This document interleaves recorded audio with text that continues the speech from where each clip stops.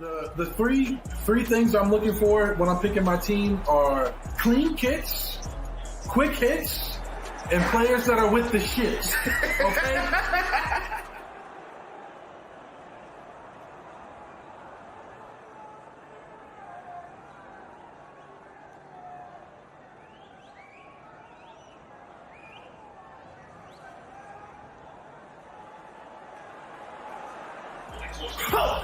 Yes!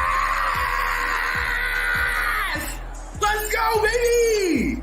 When you play against like lesser competition, you want to dominate and show you I'm your daddy. You know what I'm saying? It's kind of like when Jonathan my daddy last night had his girl over and he's like, look, you want to dominate the competition. It's like, hey, I'm your daddy.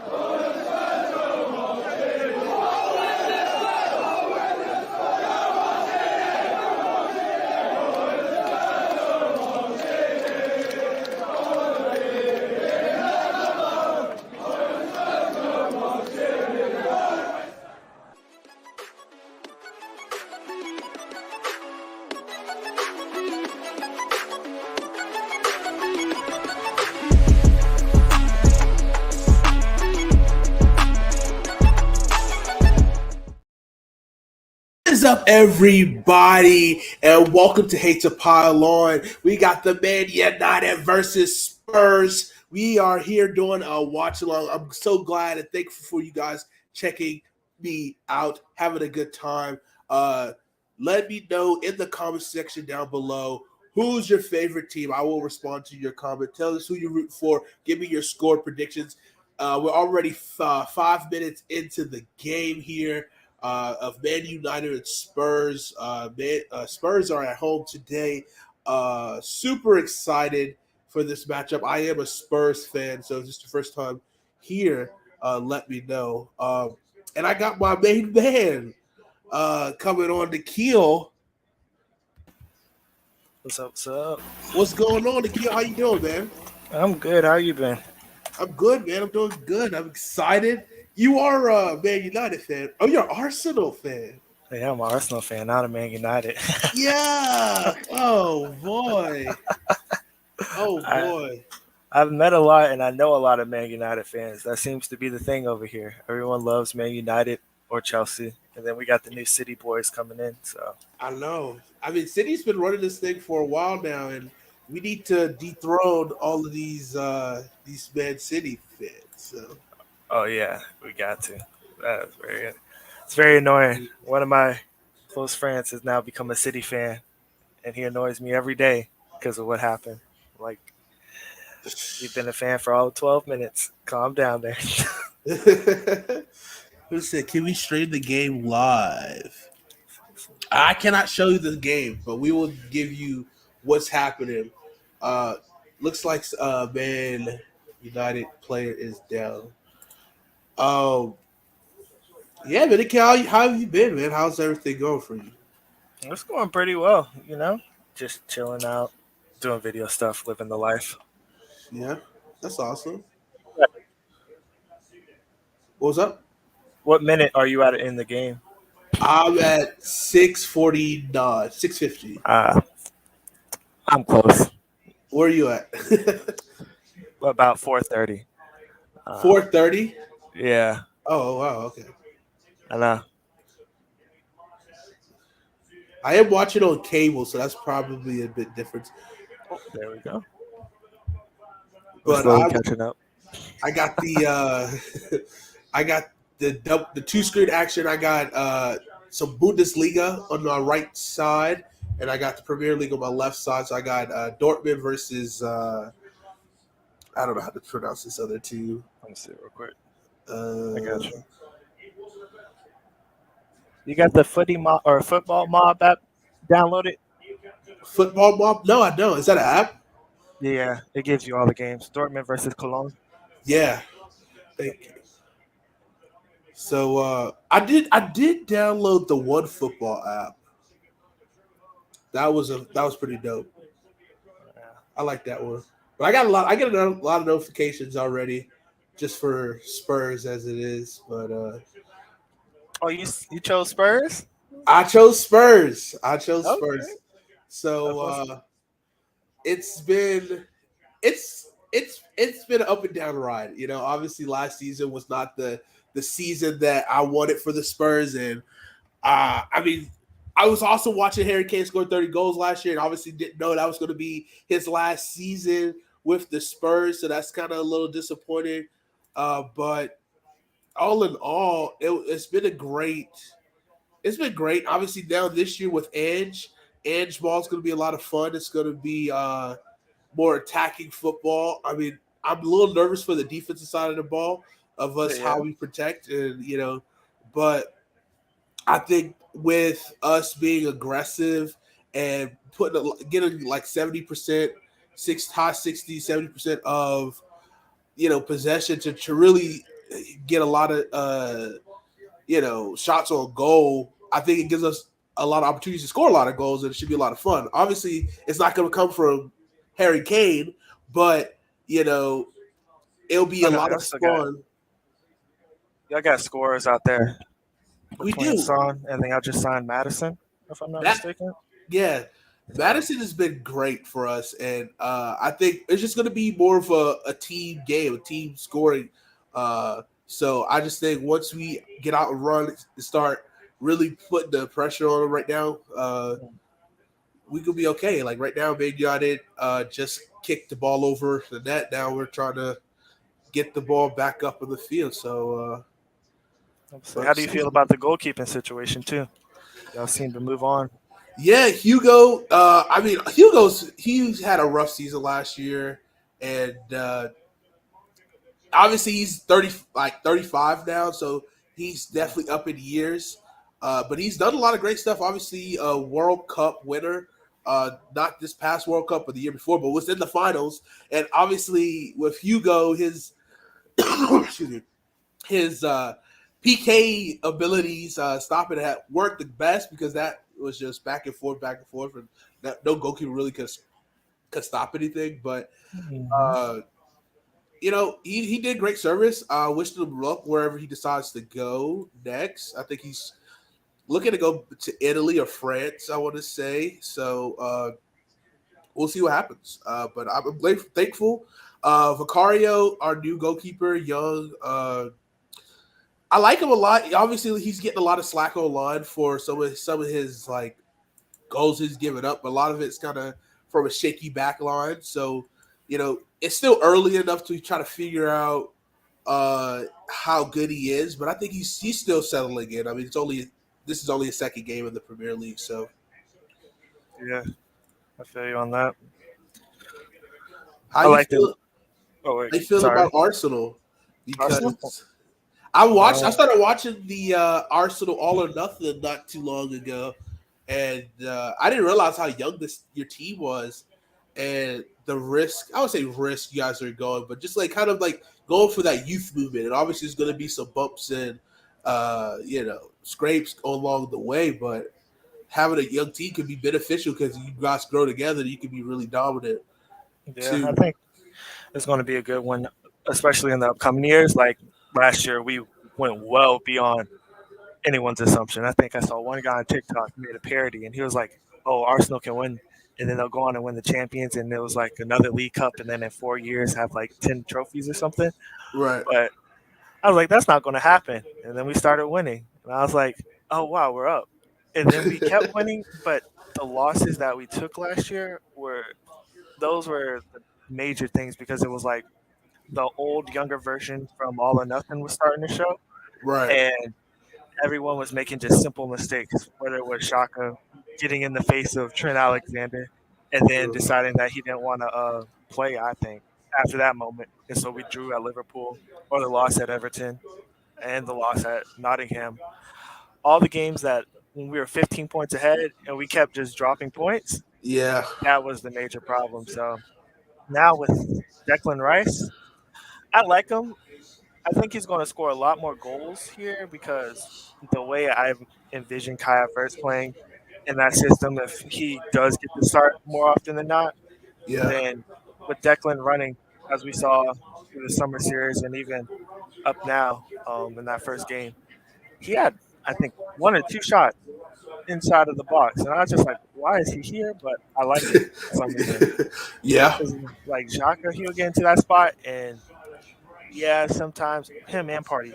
Sometimes they would shoot. Party would definitely shoot if it was outside the box on the right side, and he would try to finesse that shot every single time, just Right. first time finesse. And then Jaka, opposite side with his left foot, they would do the same thing. So now with the young team, I'm liking it. I'm sad Timber got hurt because Yeah. he was a sneaky pickup, a very surprise pickup for us. I liked it from my time of playing FIFA. I knew that he was someone with pace and really good at defending.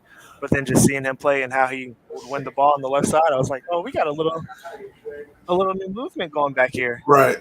And then disaster struck.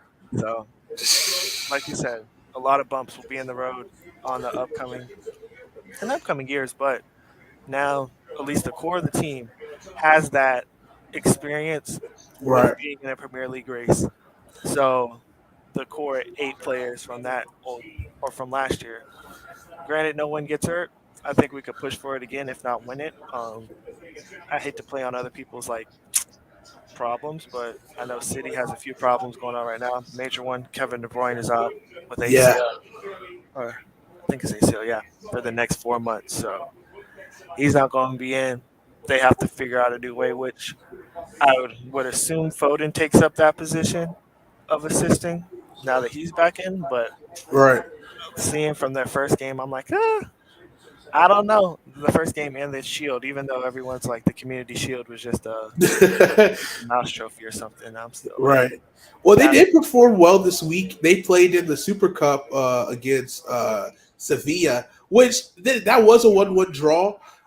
They really kind of started to get their legs towards the second half of that game, and really kind of start to put a lot of more pressure on the ball. But they wound up winning it, on PKs, which was cool. But yeah, I don't know. Like maybe the Man City charm can be wearing off early in the season. But then again, I think this team is good enough to where if they have to make a choice in January, they could possibly pick up a couple key guys. Because they're obviously willing to spend money right now. So oh yeah, without a doubt, they would do that. And I so would be like, if Arsenal's back ahead, learn from our mistakes, which we tend rarely to do. There's always going to be a collapse or some sort of like mental lapse come April time, yeah, early April, and I just need us to be like, okay, we can make it, and then everyone else in the conversation too, because I mean, like Liverpool's picked up a few signings, so they might Liverpool be dangerous. But Liverpool today was Liverpool versus Bournemouth today's game was really a fun game. Bournemouth kind of came out hot early. Bournemouth had 2 goals early. One goal got disallowed because of offside, and I didn't quite agree with it, but this VAR has kept it. But then like literally a minute later, they kind of came back and capitalized. They were hot early. They had a good start, but couldn't maintain it because Liverpool was they're just outrunning. They're a team that can just go with great pace and just stretch the team, stretch you out, and it's gonna be it caused a lot of havoc on your back line, and they did it. They scored 2 goals, and then even though they got a red card today, that they still were able to score another goal and keep Bournemouth out, even though Bournemouth was threatening. But I'm excited to see. I'm actually really excited to see Tyler Adams now with Bournemouth helping out in that midfield. Then he just signed him this week. But obviously, they just got to be able to finish these goals for if they want to compete. At least stay out of relegation zone for sure this year. Yeah, they might. That relegation battle is going to be nice. I don't see the same teams in it as last year. This year, um, I know Nottingham Forest watching them play us, and then the What's up, second game, Christian? I was like, they might finish mid-table. They just Well, seem like the team to do it. yeah, I think I don't know. I do love it. I mean, honestly, I want them to do well because of the fact that Michael B. Jordan took over. Is like not the minority owner, but he is a part of the ownership team of Bournemouth. So it's like that's really cool to see.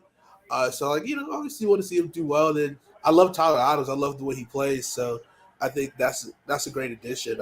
Obviously, he had the deal fall through with Chelsea, which I'm glad he didn't play for Chelsea. So I'm not trying to keep rooting for Chelsea players this year. Now that Christian Pulisic is gone, he went to Milan. So I mean, yeah, I feel you. Chelsea got some talent now, but that striker injury that they had to Nkunku, oof, that yeah, might set them back yet I again. that's it. Chelsea's an interesting team. Like I'm gonna get Anthony on here to get his thoughts because obviously Pooch was the former Spurs manager. He got us pretty far to the Champions League. But I think Chelsea's obviously going to be a team that's more willing to get him players that he wants because, I mean, Chelsea did a whole rebrand. Like they did a whole clean out, spring cleaning. The Yeah. whole damn squad is gone, and it was a pretty talented squad. But something had to change if you really wanted to make adjustments. Yeah, half of them are down in what is it, Saudi Arabia right now? Yeah, That's making funny. that Saudi money, Yes, sir. which Yeah, that is was crazy to watch that clean out happen. They sold everybody. Yeah. yeah.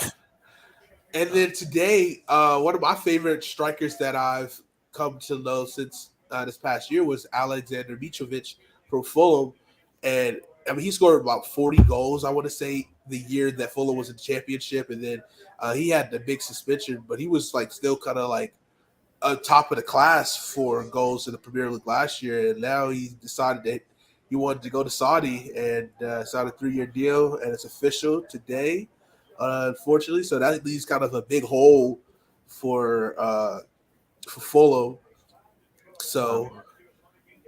and I I really was like thinking that about squad. that. Yeah, their squad is pretty nice too.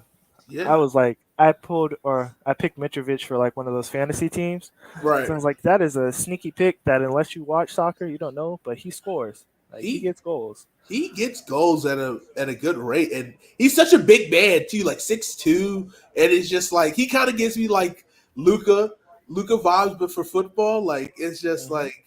he it doesn't look pretty, it doesn't look graceful, but he's just effective. Yep, and that's So sometimes just how you got to be. right, Just got to be there in the box at the right time, getting goals. exactly. They love it. Speaking in the box, we got a corner kick here from Man United. Nothing comes from it. Clearance from Spurs. Ooh, keeper is out deep. Holy crap. This Yeah. man was at half field Well, just now. he likes to do that. That's how they played Also, over in where was it? Asana, he came from Inter, right? Yes, sir. Which Yeah. is surprising that they sold him. I guess United came with a nice little bag for him, but Inter made it all the way to Champions League and they won the second time again. It The is interesting philosophy, right? uh, Say you're a small club, right? Put your GM mode on for FIFA. If you're a small club, but you happen to just really develop some great talents. And say you got 4 guys who are really good, 1 superstar, but 3 really good players that you could probably sell, make some money. Like, what is the balance of you wanting to be okay, let's sell or let's like stay competitive and like make Champions League or do something special here. Like, Mm. what would you like? What would your mindset be for that? For a small club doing that, Yeah, small club. I might sell one or two of them because I'm gonna go the youth route all the time. If I get Okay. you at a young age coming out of my youth academy and I develop you right, at least on that game, it's like you're gonna make me a bag no matter what, Yeah. and someone else they're gonna come along at or for free transfer maybe, not even free, like a year left on their contract. Right. So I might keep one or two, but I know someone's gonna be like, I don't get enough playing time because you got like a 19-year-old out here. I'm like, Right. yeah, because my 19-year-old is better than you at this time. He's putting up numbers. He's consistent, and you are sitting here playing like you don't even know how to play soccer. You're playing like a 2-year-old right now. So you got Right. to go, even though you make that bag, or not even make the bag, even though you have the rating and you have the experience. I mean, experience comes with time. That 19-year-old out there with some time and his form right now will be better than you day Yeah. in day out. They no facts. Thing is too. It's like it is a tough call to have when you have a 19-year-old who has shown great quality, but it's like maybe you want to kind of be selfish a little bit to not show it off so much to the world, so you can maybe get a cup. You can keep a year or two with him, Yeah, versus like kind of getting them out early and showing his quality. I think Byron Munich uh, has that going on right now with the 18-year-old striker who scored yesterday for them, and that kid looks great. Like he looks phenomenal. He's only 18 and he has this quality. Great striker. I mean, I would, Spurs. I mean, we could use another striker. So you could add that on to this for the Kane deal, but there's yeah. rumors that he wants to leave. So, Oh, but it probably. depends what club he wants to go to. He wants to go to Tottenham. I don't know if he wants to go to Tottenham for sure, but I know that they were talking about that he wants to leave and get some more playtime now that Harry Kane's there. So it's kind of Hmm. a little inevitable. Yeah, they might Uh, put him on loan like we did with Florian, which is crazy that we put him on loan, and they're talking about Arteta wants to sell him after he right, did such a so great job. well, but now you guys kind of need him, don't you think? Yeah, but it's weird. I haven't seen him play, but Right, watching them play in the summer series, I was like, I'd rather Eddie Nketiah over him, which I'm a huge Eddie Nketiah fan, even though he misses some big chances, just like every striker. For right, some reason, it's just when he scores, I'm like, this man is part of the team. He's been here for forever. Like, let's do it again. Run it back and keep him there. Like when Jesus came back, I was like, why do we have to suffer right now? Because this guy was in form, and I get that he has the experience, but he's just not scoring enough for me. And no one could convince me that he was going to score more than Nketiah was. I was like, bro. So right. that comes back to the young player with time to gain experience, and then the older one who just has it already. Like I don't understand it. Yeah, Which it is tough. It is tough. I think Bogo, like I like him. Obviously, seeing him play for Team USA, like I'm excited that he decided to go that uh, route. to go that route. And there's a couple more really talented guys who could do it uh, as well that we can really build our national team. But I don't know. I think I don't know. He does need to get minutes. So like you do need to get minutes at this time to really start to get the turn a corner with your quality. So it's just like I agree on that. looks like we have a VAR check in the game for a possible handball on Romero. I think it did. It definitely ricocheted off of him, but I don't know where. I can't see from the same. Handball is so weird to judge, even when they show you the VAR replay. Right, and then it's like, okay, like if okay, no, it looks like no penalty. And his hand was in a good position for that. He was just stretching. Right, and then it's like, okay, so if he stretches to try to like, make himself big and his hands happen to be there, it's like, okay, that's incidental, but then it's like if his hands away from his body, not trying to be in a good defensive position, then it's like handball. So then it's just like It's weird. it is weird. And then like VR is already not the perfect, you know. It's a cop out system, if you ask me. I don't know why they put it in here because from the position that a ref is usually at, the three of them they see most things, Right. most if not everything. But now you got it to where like you get to look at handballs in slow motion. So I think this It takes a technology came around when the 2018 World Cup was on, uh-huh. and Croatia was in the final with France. And I remember Perisic jumped up, and when you jump, you go hands first, and then you bring it down if you're trying to get your body up.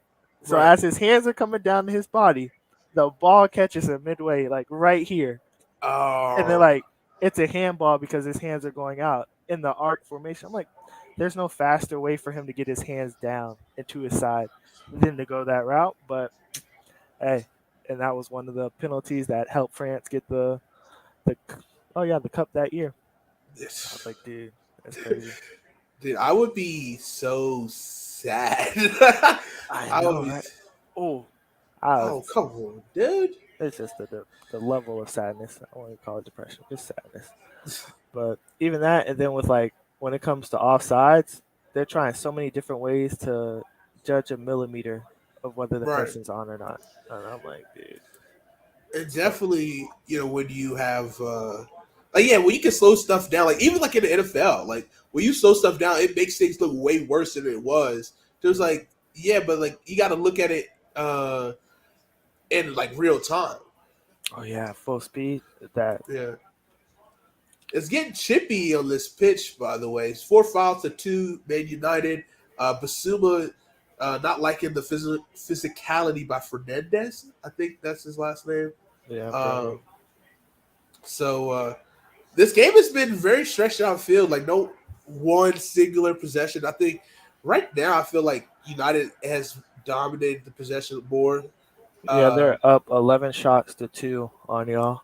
yeah, The two big chances, but which is very night and day, but matters. We got a little bit of a run right here, so Doogie Son has got the ball at the bottom. Ooh, oh, good shot! Follow that's tough. Sar! Oh, God put it Sheesh, on Onana with the save, baby. Ooh. tough save. Um, yeah. So here we will celebrate goals for each side, maybe. For sure, for the Spurs side, we celebrate the goals and let us know what you guys are thinking here watching the game. Let's know who your favorite players are, teams. We'll respond. We'll have a good time. Let us know down below.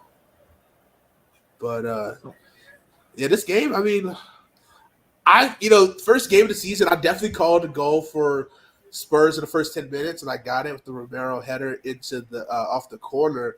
But now, like this game is, I mean, I don't know. Like this game is definitely going to come down to the second half. Who's going to have the better endurance early in the season? Because I mean, this is going back and forth. Obviously, United's dominated more, but Spurs hasn't really had a great chance yet. I mean, that's Sard chance just now was probably their best chance yet, but we gotta get Richarlison involved more and get him. You gotta get him scoring some goals. Do you think y'all will sell Richarlison at any point? Um, if I think it's a chance because I think this is his year, or at least his first. What's it? This September, October, November, December. So he got 4 months to really show that he can be a guy. Because I mean, we're talks to try to sign another striker. Gift Orban is like one of the names that I'm hearing that we could be targeting. A young 21-year-old striker who's like a phenom. But if obviously it's tough for the number 9 role that with Edge's system these guys they press high, but they also get very limited chances. So they just have to be very methodical with the chances they do get. So, but we just need to see it. Like we just need to see some goals, some better possession, some better first touches from Richarlison, so that he can show that he can be the striker of the future. But if not, like we signed a 17-year-old Argentinian striker as well, Feliz, who's looks pretty good. He's gotten uh, the Messi approval, the stamp of Okay. approval, so that's really cool.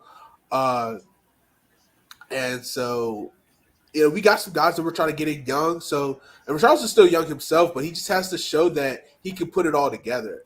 I mean, he fits the system to a T, but he just needs to show he can take that next step. That's true. I've been waiting for him to do it for a while now. Yeah, because So, he has quality. I mean, he looked great in the World Cup. Like mm, but it's just like he didn't do it. Like, he had 2 goals in the Champions League for us last year, which was great. But then he only was able to score 1 goal. He had so many goals disallowed. That's what's heartbreaking. Like it's kind of like nothing kind of went his way this past year. So it was just like, dang, like can you catch a break? So that was heartbreaking. So I think he just kind of had to find his confidence, and he looked good in preseason. So now we just got to see it in the regular season. So what you?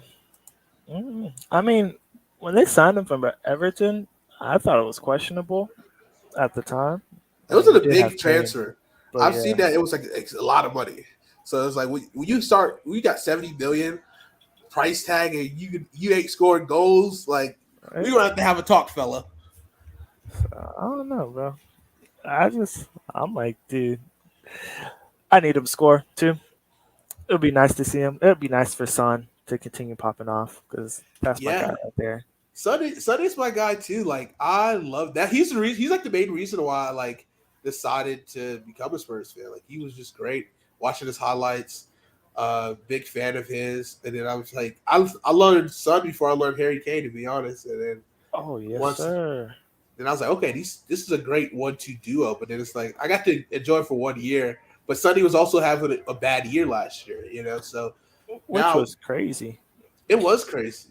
And then he gets benched 1 game and he goes for a hat trick. That was legendary. Oh yeah, that was about to be. He was one shot away from a perfect hat trick, which is when you score as a striker or any player with both feet, and then you had the ball in as well. Yeah, But he scored. I want to say it was both of his ranged efforts were with his right instead of his one of them his being left. with his left, and the one he took with his left was on target. It just Yeah, got saved. I was like, bro, that that was crazy. That man that right would have been there. awesome. Sheesh. He's great.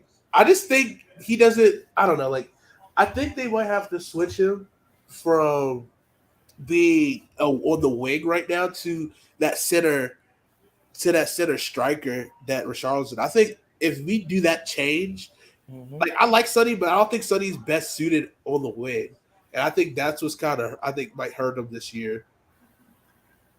Could yeah he could. I haven't seen him outside of a Spurs system.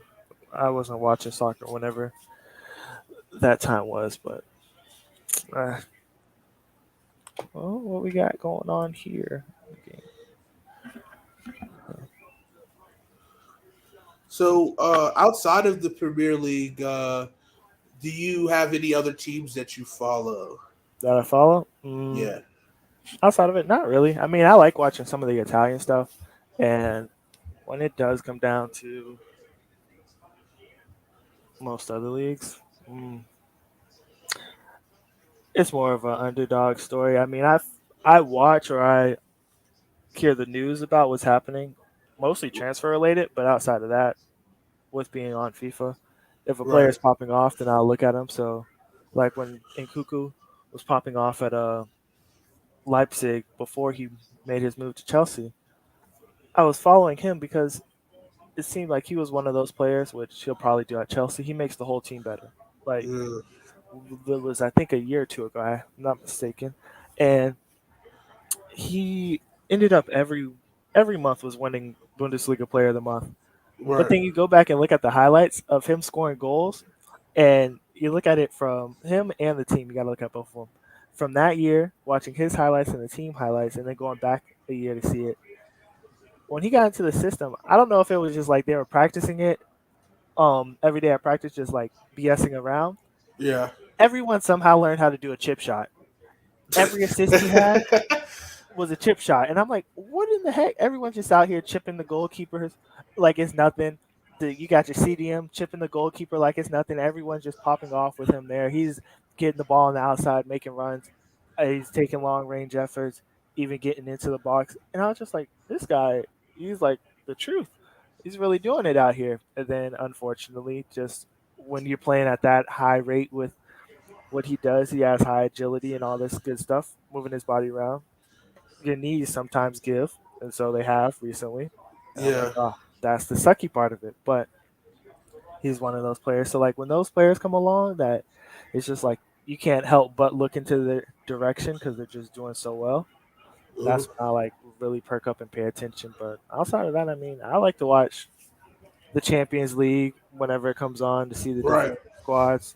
And that's Italy, cool. Yeah, Champions League is great too because you kind of get a taste of like who's really good, at least recently, in their league, their respective league that they play in. So, oh yeah, and then the real Italian quick, league is a crazy one. But sorry about that. oh no, you're good. Ed City gets a yellow card on a check to Basuma. This game has been getting really chippy. Both sides are it's getting really physical here. We're about 7 minutes till the half, so I mean this game's been really chippy and it's been fun to watch. No score yet, and I don't know what's gonna give. What's gonna give in this game? Mm. Which is, I think it's gonna be. I think with Edge's team, he preaches so hard with cardiovascular and just keep running. Don't stop until the game's over. Mm-hmm. And I think we're starting to slowly see that Spurs have that identity. Another yellow card was issued to, I think that was Bruno Fernandez. Yeah. That's 3 for United right now. So Sonny has the ball down, but yeah, man. I haven't watched a lot of Italian league, so that's kind of like my next. Like La Liga is. What a save! Holy smokes, that was a good ball. That's inside the box playing with it. Close Oh, chance. come on, Richarlison. See, it's like Richarlison can do the spectaculars, and like he didn't make that goal just now, but like he just tried to do like the side kick Mm-hmm. into the goal, but it's like, come on, just give me playing in ordinary. I just need the ball to go over the line. You know what I mean? Like give me playing in ordinary, give me the ball over the line, and that would be so much fun. But Spurs right now are attacking, and we're starting to see Spurs starting to get their groove back late in this first half. And I think again, like I said, like it's kind of like once you get that was just the post. The post saved that goal. I was watching the replay now. Man, what's the name for the post? Peter Post, the Peter Postman. Golly, this man's coming to work today. Man. But yeah, I haven't watched any Italian league. Juventus is in the Italian league, right? It is. Okay, yeah. It is. I tried to watch that All or Nothing, but I thought they was gonna have like an English version of it. And then, you had to watch it in Italian? Yeah, so I was like, I can't really get into this. But I think Tim Wayne just signed with Juventus this summer, so that had my intrigue to go check him out. I think, and also Weston McKinney also is on that Juventus team for now. So those are two. That's how I try to like dip my toe into the league, just to follow some U.S. men's national team players, and then I kind of start to learn from there. So, I seeing that highlight of Richarlison in y'all's attack just now. It's crazy. It's not even him. I mean, y'all's wingbacks can score. Yeah, which is amazing. But Love they Vincent just Royale. It's the one thing, and I don't know. It gets me a little nervous when our right wing back is like. I like Puro a lot, but I don't think he's not that great in defense. So that's what can be a little scary. But he does have a wicked, like he can score and has some ability with the ball, which I almost kind of want to see what he could do as like a right winger. It You know? might be decent. It could be like a Quadrado type of deal. Yeah. He'll get in there, dribble you. Udogi Destiny, Udogi man. I wanna dance with your doggy. I love that song. I just saw that that's like one of the new chants they got for this year. Young kid who just came back from loan and he's been electric for us.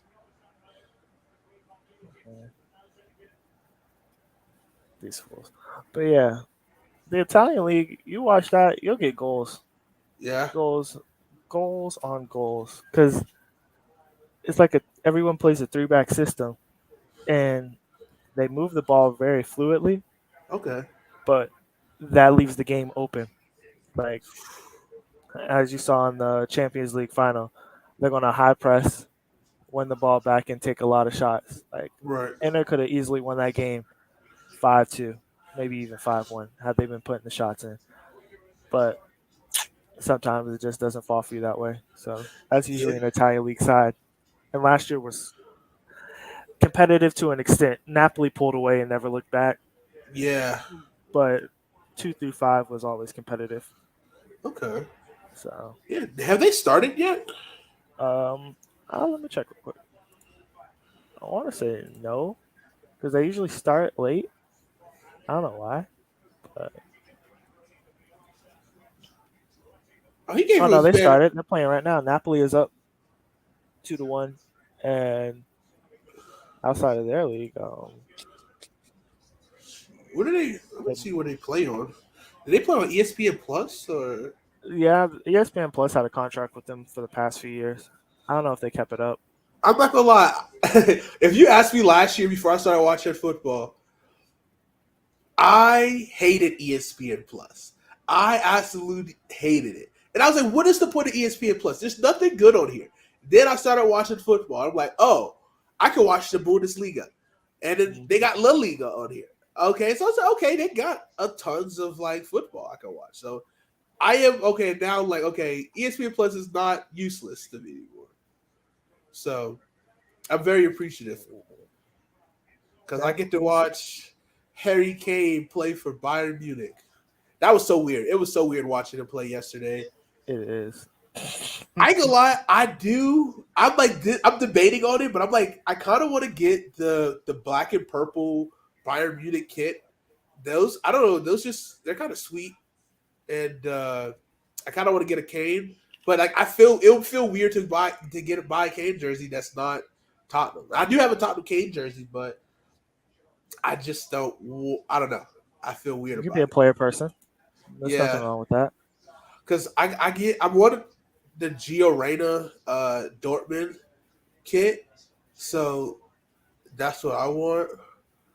And then I just ordered my away kit for Tottenham this season, which I really like.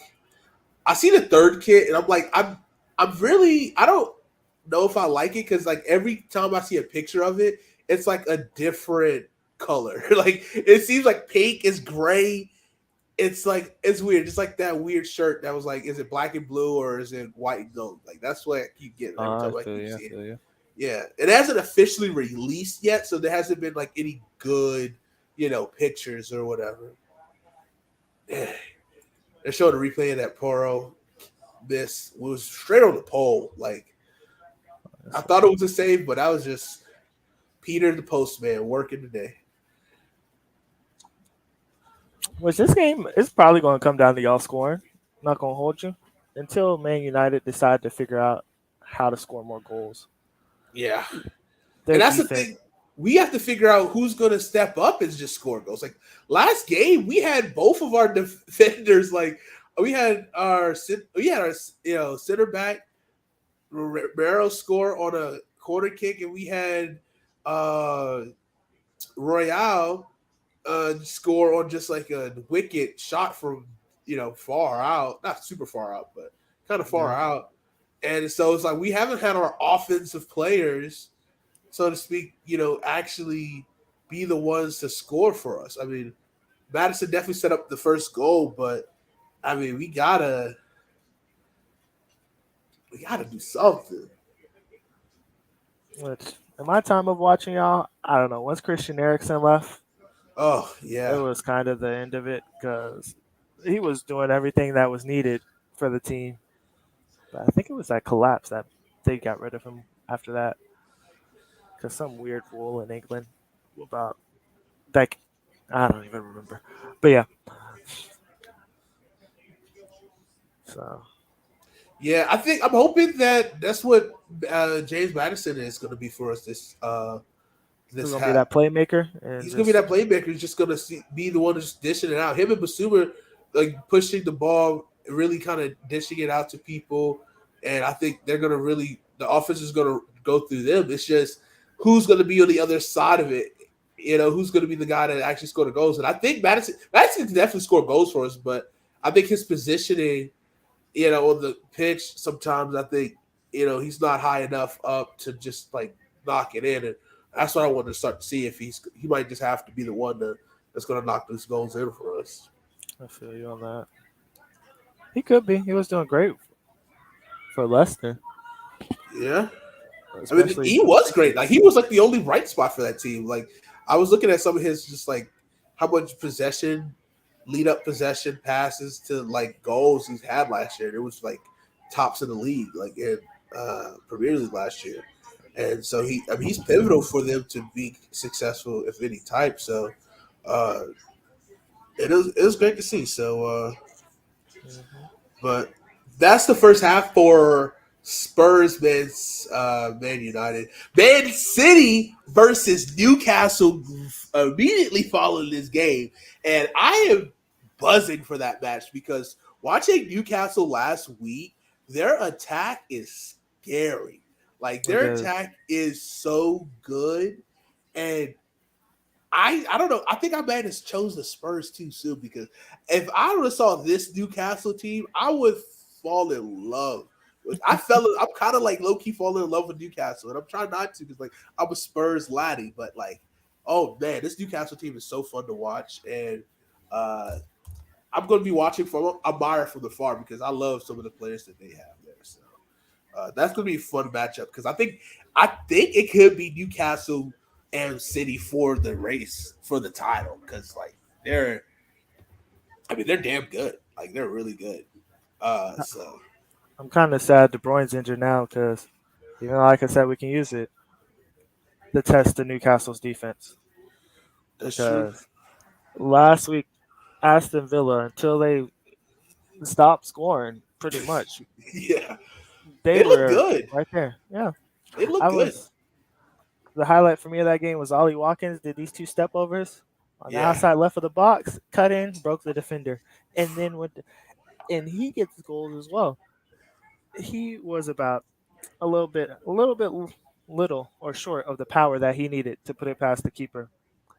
And I was like, all right, that was one of them. Diaby was running the wings. Everyone, that game was very wide open last week.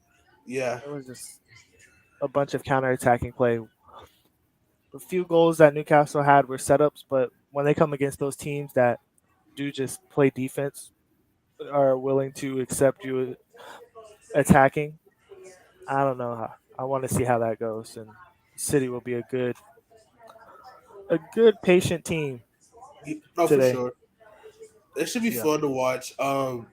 Yeah, so let's talk about how. So obviously, we talk about the small clubs, right? Like Newcastle kind of went from, I would say they were a small club, medium to small club, to where now you get bought out by a billionaire who Yep. is not afraid of buying. Not saying not afraid of buying and buying big. And I think that's something like we can see the dynamic of like the big six. Like, it could be a big seven now, honestly. But I mean, shit, Spurs might drop out of the big six if they don't freaking start spending soon. Like, I mean, we don't got much time left in this transfer window, But and then we it still has to need to. come down to keeper too, because we saw with Chelsea they spent a They lot of spent a money lot of money recently. and they went some of the not so good routes. You went with the club legend for Right. a manager, which is controversial. You don't know what you're going to get. You could get Solskjaer, where you get at least 2 trophies out of it, or a Right. Lampard, where you get nothing. But that's what they went with, and that was a bad choice for them. Their team, because Werner at the time was like 100 million. Then you had Kai Havertz for like 84. You just brought in Thiago Silva. You were still paying Conte a big contract off of all of that. Yeah. You brought in some smaller players. I mean, when Mudryk and everyone else started to come along, the damage was already done. But for Newcastle, like they got a great coach as well. So They when they do. spend, their spending is paying off because they got development in players. Uh, that's a good thing for them. Yeah. So yeah, it definitely is. It takes a full club like to really like how do we want to be, like do we want to be a big club, and what does that take? Because it's like it's one thing to like win and do it, like it's one thing to be like that Leicester from like last to first and do it and have that title and we will always cherish it, but like how about we try to do this like every year, you know? And so then it's like, okay, we have to get the people, and we have to get the people in place. Then we ought to be a team that really rewards our academy. Like we really dump a lot of money into our academy that we're constantly growing, and we can, you know, either sell these guys to go to bigger clubs to actually play and make money to be able to constantly improve, or do we want to be a guy that like, you know, we have a lot of our guys from academy, you know, play for us and you know eventually be big time players. And so it's like a lot to kind of process. Do we want to just kind of try to bring the top guys in and drop $1 billion every transfer portal, you know what I mean? Like I feel you on uh that. so it is tough because like I mean it seems like a great challenge. Like honestly I would love to take over a you know football club like and have those decisions, because obviously it's tough because you want to be able to uh, have a winner and like do what Wrexham FC did last year. They after so long they finally was able to get promoted to the next league, and Wrexham today had a thrilling game. I was checking in and they were down 1-4. And I was like, oh, they might just get relegated right back now, and like that'd be tough. Like you know what I mean? Obviously, they might not have enough talent to compete at this next stage, and then all of a sudden they just keep fighting back, and kept scoring goals, and to where they losing dropping 3 points, they pick up a point by tying at 5-5, and I was like, whoa, like Hey, electric. My Wrexham jersey is in the mail anytime. So wherever that thing can clear customs, I'll be rocking that thing on here. I got the custom. I can't even see it. I got the custom hate to pile on right here Wrexham kit. jersey. Oh, for your own kit. I like it. Yeah. So and then I'll have the Wrexham kit coming. No number, no number. I would probably got a Paul Mullins, but he's out right now to where with the punctured lung, and it's pretty tough for him. So I don't know if he's gonna actually play again for him. He's been one of the Wrexham's top goal scorers. He got hurt in like the summer league when they was in the United States against I think it Yeah. was Man United. I want to say he got hurt. So which is tough. I mean that's they're number one. So it's like kind of hoping that he could make a recovery to get back would be great. But yeah, I'm excited. I'm excited. Um, let's see what other games happened today. You watched the other games today? Oh no, my guy! I just woke up. I'm not gonna lie to you. I was sleeping. I was like, all right, I gotta be here at 12. We're gonna wake up at 11:59. That's what I did. Hey, I respect that. Oh man, it's been a good one. But everyone in my group chat was talking about the Liverpool Bournemouth as we were earlier, Yeah. and the Brighton game as well. The This Miatoba is. I want us to buy him so bad. He is. I mean, he's probably worth 70 million easily, but Mhm. like he is so good. His pace up and down the field is insane. Absolutely insane. If I'm not mistaken, I think he did a PhD on dribbling and the art of dribbling. It wouldn't surprise me because he's so damn good at it. Because he's an older player. He didn't come into the league until about 2024, right? Well out of college, but he was playing over it in Japan. I was watching some video that was talking about it, and he just broke down, spent hours studying how defenders defend and how attackers break I down mean, defenders. Oh man, absolutely, yeah. I mean, class, just absolute class. Him and then, so like, there's some really good Japanese footballers. Like, just they're yeah. all out. And a young striker that I saw an ESPN article on Ritsu Doen. He plays for Freiburg in the Bundesliga, and I kind Okay. of follow them now just to see how he plays. He doesn't start for them, but he does provide good minutes. He also has some really good minutes for Japan in the World Cup as well. Dude is electric. He has really good range, solid pace. He can strike that thing too. So I really They're like it. they're always a surprise team, especially this last World Cup. Yeah, they're Their just whole well team just coached. came They're together. so well coached, and I think that's what's like makes them so fun and tough. It's a team where it's like, okay, yeah, you don't got that like one superstar. You're like, okay, we got to circle him, make sure we have two guys around him at all time. But it's like no, it's like they stick to what they're going to do. They run it well. They run it efficiently, and they're gonna like just keep running. And then you're gonna be like, crap. And they're gonna, press. They're gonna make you uncomfortable, and then you're like, shit. Maybe we shouldn't be so walk past these guys because these guys are really nice. So And Liverpool just signed a Japanese CDM. yeah, they did. I was like, whoa. It was because I think they were trying to go after. They're I trying to think go Elise. Mafia and Caicedo, Yeah, which their bid for Caicedo was weird because I've been following that for a while, and the only people who wanted Caicedo was Chelsea. And then it was like, all right, Liverpool's like, we'll try. And then with Lafia, it popped out of nowhere, and Chelsea was like, we'll take him again. right, And so what they got is a pretty consistent guy. I've seen him a lot throughout the years, right. just popping up in different FIFAs. That's really how I track everything. FIFA makes it so easy. Like That's true. to just hear a player's name and they'll be like, okay, they did well enough to get this honor today. Right. See how it goes. So you gotta check it out. Put a little feeler out there. Mhm. Which is no, that's smart because that's kind of been the biggest challenge for me. Obviously, like when it comes to NFL, college football, I know all these players' names. Like I say not all of them. I know a good majority, but it's like I've been watching since I was like I don't know, like 8. Yeah. So it's like now it's like okay, this is only my second year, but you gotta figure out okay, I know who the top guys are. Like the top guys. Now it's like all right, now it's time to start getting into the weeds start getting into like the really good players.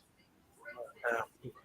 And so, That's the but it's like oh, shoot. millions of them though. It's in football. Like, it's millions of places. Like yeah, we're about to bring in this Brazilian, this Nigerian player. I'm like, who?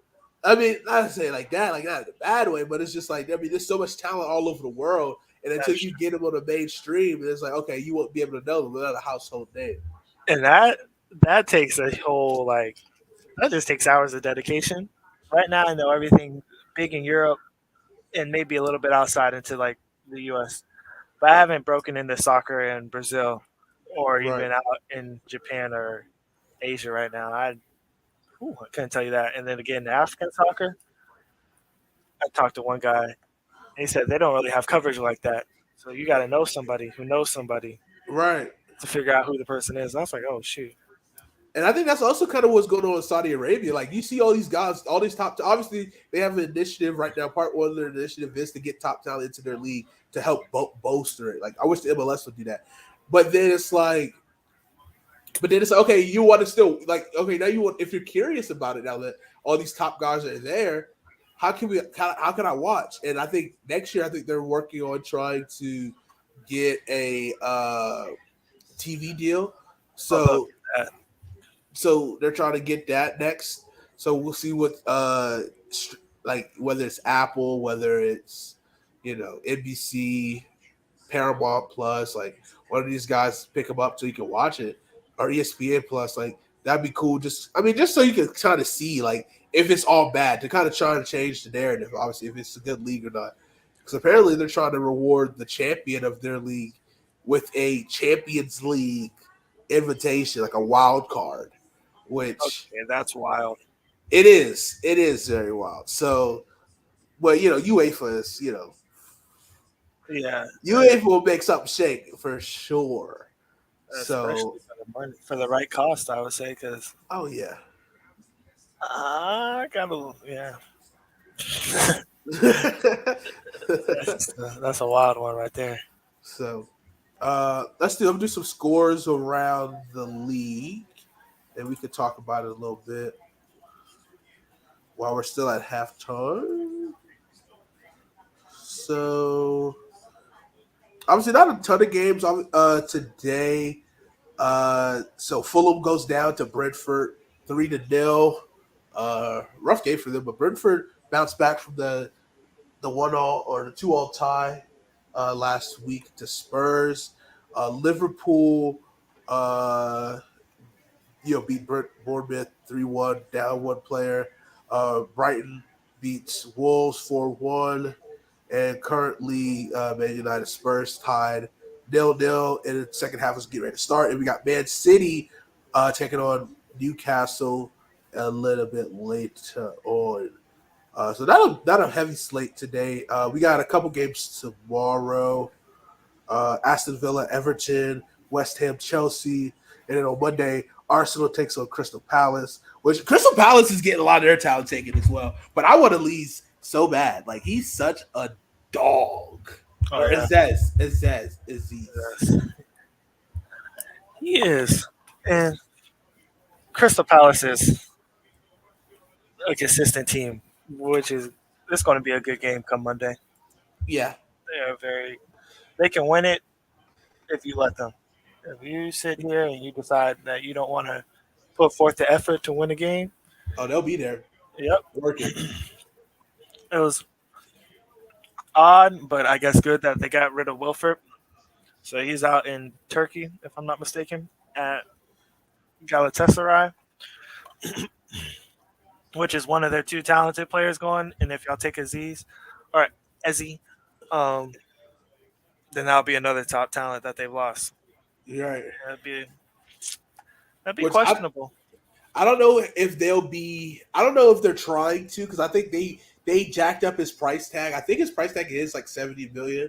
It's either 70 million or 120. I can't remember, but they jacked it up so high. So as soon as teams start acquiring, because they just can't afford to lose him. So Oh yeah, they cannot. That's going to be one of the guys that keep them up and keep them doing well yeah, because so, they're but like what I is said, always competitive. They always got a chance. yeah. So, Like I feel like Crystal Palace and West Ham are kind of similar, like those two similar teams. Like West Ham was really good 2 years ago, and then last year they kind of fumbled, stumbled a little bit trying to figure some stuff out. But I think what how did West Ham do last week? Let's look at the table. Yeah, West Ham is. I mean, they got a tie, so they got a point last week. So they're still doing good, and we still have 6 pointless teams right now. So Wolves at the very bottom currently, and Aston Villa, Burnley, Luton Town, Sheffield United. It's pretty much all of the guys all of the teams who just got promoted still haven't scored yet, but they've had a tough stretch to start the season. And Everton, which Everton had was the closest they've been to being relegated last year. Oh my gosh, the skill for Basuma! Wow, Basuma was just cutting it up in the midfield just now. Second half has started, ladies and gentlemen. Let us know your score predictions. Will we see a goal? Who will score the first goal? I'm going to say Tottenham scores first. And I'm going to say Tottenham scores, and it's going to be Kulishevsky's goal. Yeah, I'm going to say Kulishevsky scores off a corner kick. Off a corner kick? Yeah.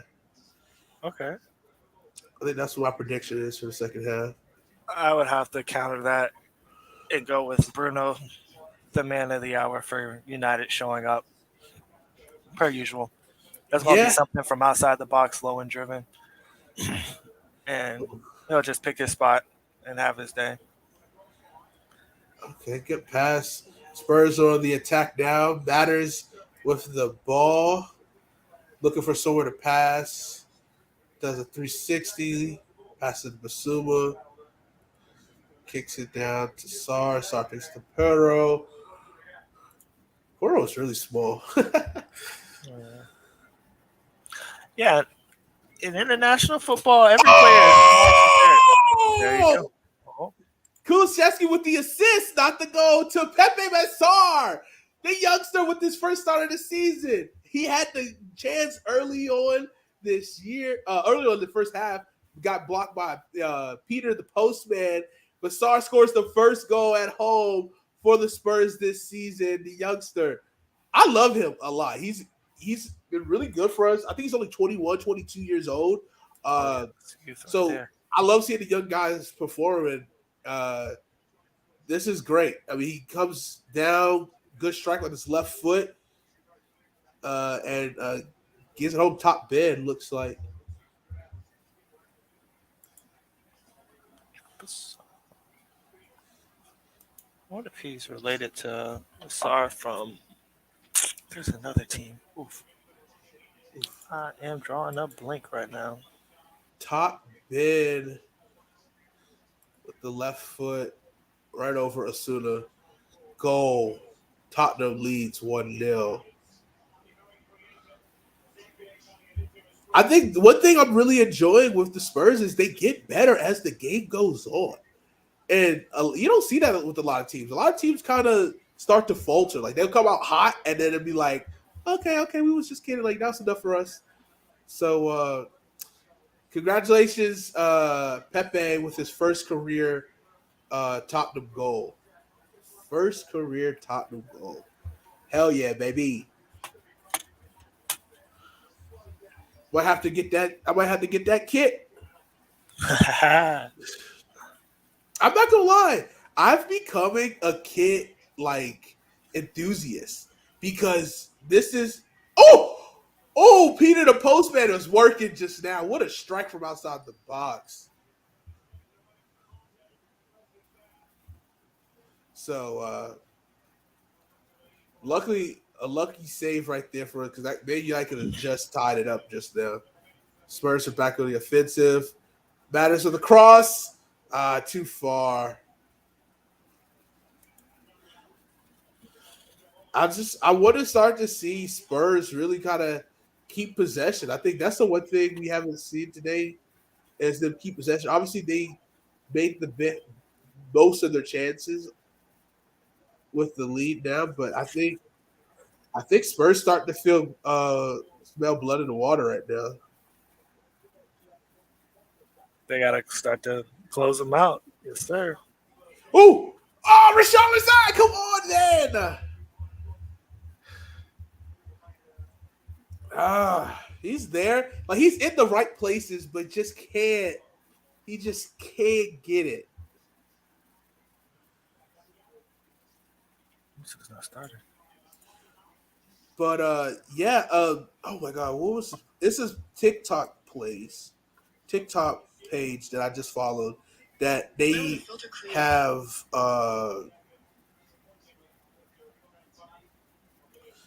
they got these little boxes to where you can kind of get different kits or shirts or whatever.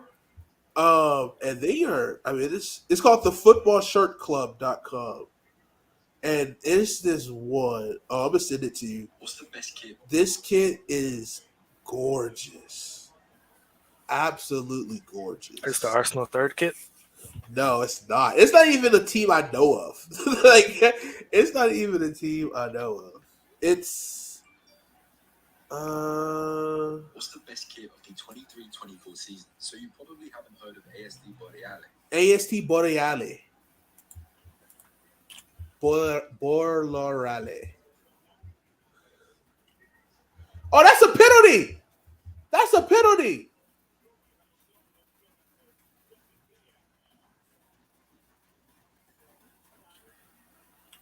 Oh, now we got two guys down.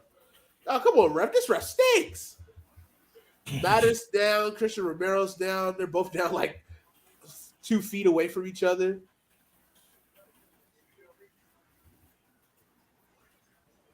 I do love Matt Turner at Nottingham Forest.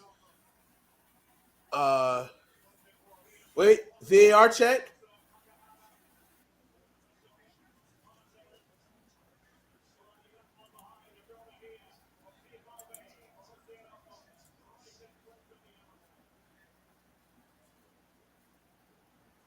I do love how aggressive, like it's like inverted center backs can be the aggressor in this system. It's really like a full 11 on, like a 10 on 10 attack. Boy. It's complete. Did you see the TikTok I just sent you? Oh yeah, let me check it right here. There we go.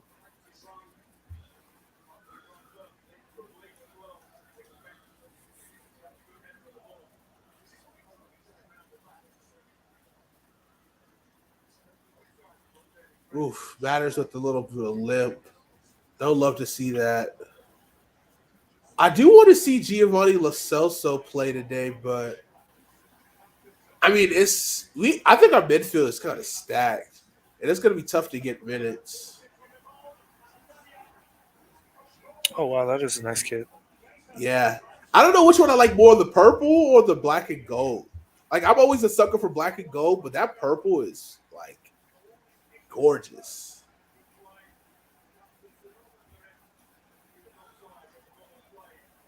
See, it's not too expensive, but it's also you got to think about like the shipping, and that's what I think is going to get me.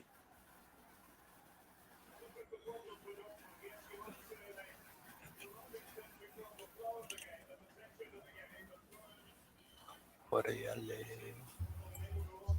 I wonder what team or where they're even from. Dude, I don't know. Let me see. Let's look it up. Apparently, they're in the third division of. He said.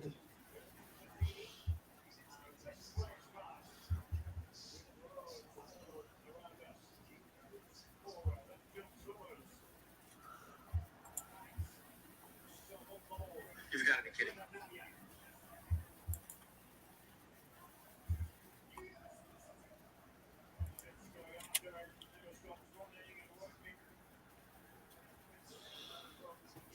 Ooh, what a save by Vicario. Holy smokes.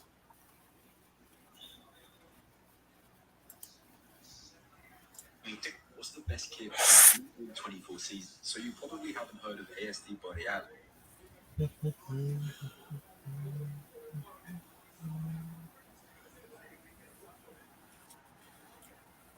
Bro, Man United is just playing dirty today. They played Quebec. Oh, they play in Canada. It's a Canadian team. There we go. The shipping will be good. It's just a trip across the border. Yeah, exactly. I might be able to get in this month. That's it. Yeah, this is. I mean, it's just I love that, and it's like going hard on a kit like that, and then it's like only for a year. Like, obviously, it's long. It's a long year, but like I don't know. I would never want to wear any other one. Like I don't know how can you top this one. Oh, that is the question. Because they're just like they go. You can. I guess you can go in a different direction. That's not. You don't want to try to up it, but still keep it that top quality. But like, that's so detailed and beautiful. The kit game is fierce around here. It is. There's some guys. There's some teams that really just do some like awesome stuff. Like the collar. Like I kind of like the collar with the kid. Like that's kind of cool. Um, I mean, obviously the detail.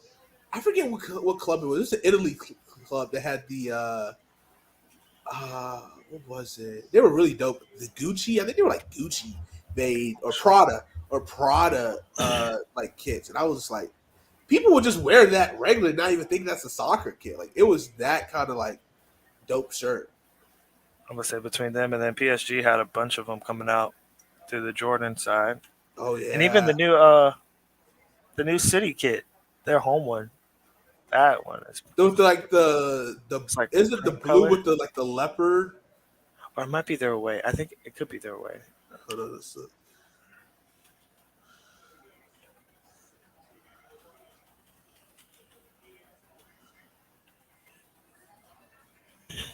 whoa, Ricario with another save. Man United's turning it up right now. Trying to get back into it. Yeah, it's the new Man City away kit. That one's pretty nice. I like it. Terrible turnover there.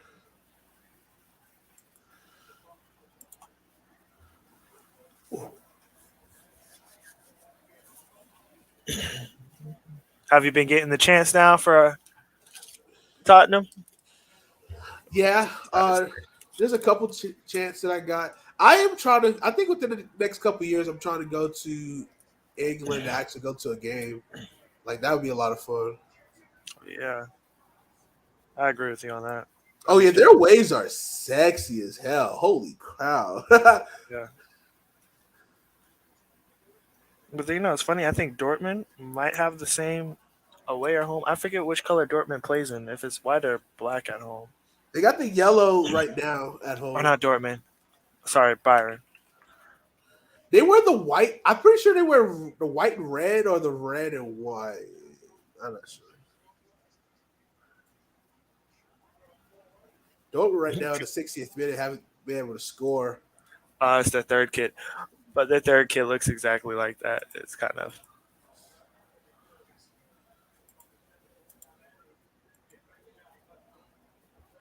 61st minute, United has possession. Oh, they just lost possession. Sonny has the ball. Then Sonny loses possession. It's going back and forth, possession for possession. Sonny's making a run down the top. Looks the left. He's cutting it back in. He's looking for a pass. Passes to Madison. Madison kicks it back out wide. Richarlison's in the middle. Missed header right there. Basuma has it in the box. Looking for a pass. Back passes to Son. Sonny packs it to Yudugi. Yudugi's back to Basuma. Basuma. Oh, to Yudugi. He passes to Son. Son dribbles. What a block there. 23 United. That is.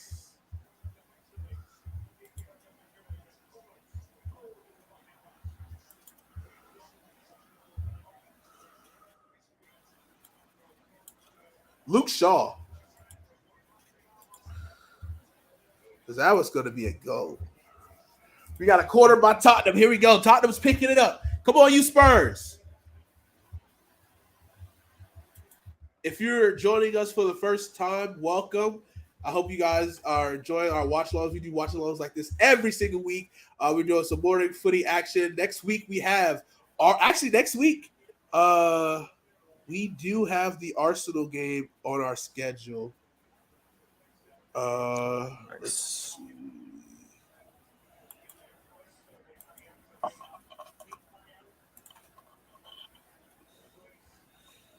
Next week we have Arsenal versus Fulham at 10 a.m.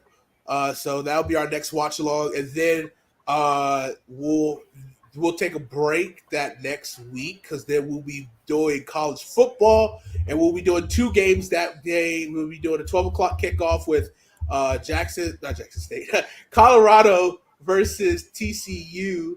We'll have that matchup at noon, and then we'll take a little bit of a break, but then we'll be back for the North Carolina South Carolina game at 7:30. So big week, next couple weeks ahead. So make sure you're following us here at Hate to Pile On. Make sure you subscribe, like, do all that fun stuff because we're going to be watch alongs all for the rest of the year. We're going to have big watch alongs, especially for college football. It's going to be a big party. We'll have a lot of people. We'll have some fun. We'll play some games. We'll do some videos. It'll be a lot of fun. It's going to be a lot of fun. And so we'll do bigger and better for these watch alongs as well. We'll have once we get to the North London derbies and a bunch of big matchups coming up. We have everything planned out for the next couple months, so it's going to be a lot of fun. Oh man, you said the best thing ever. College football is back. Yes, college football is back. You're a love Gamecock fan, right? I know you went to the USC. But... I went to USC. I'm a Georgia fan. I do support the Gamecocks as well. It's SEC over everything, to be honest with you. There's just no denying it, but it's just the thrill of college football being back. And every Saturday, I got someone to cheer for. With Arsenal playing usually on Sundays, but oh man, it's a whole day of just joy. It is just joy and spirit, and just oh man, I don't even know how to describe it. Carolina's playing, and then Carol's gonna I'm so excited for that opening week because we're gonna see if USC can start off strong. If they beat Drake May in North Carolina week 1, the hype for this team is going to be through the roof. Then they're going to have these revenge games with Tennessee and Georgia where they think they're going to really be out here to make an name for themselves. Is Joe Milton really that good? Is he that guy? I don't know. And so it's Spencer Rattler. Is he that guy? Like he showed at the end of last year that he has immense potential and can be really good, but can he carry that over to get his draft stock up? Ooh, terrible turnover for Tottenham in their own half. Mickey Van der Ven! He said, I'm not having none of that. That's why we paid the big money for him. That's why you paid him big money. We need another center back if we can bring him in as well. But obviously, I don't know if that's going to happen. But looks like we're going to have some changes for United. Looks like Christian Eriksen's coming in. Is that Delot? 20 and 25. That is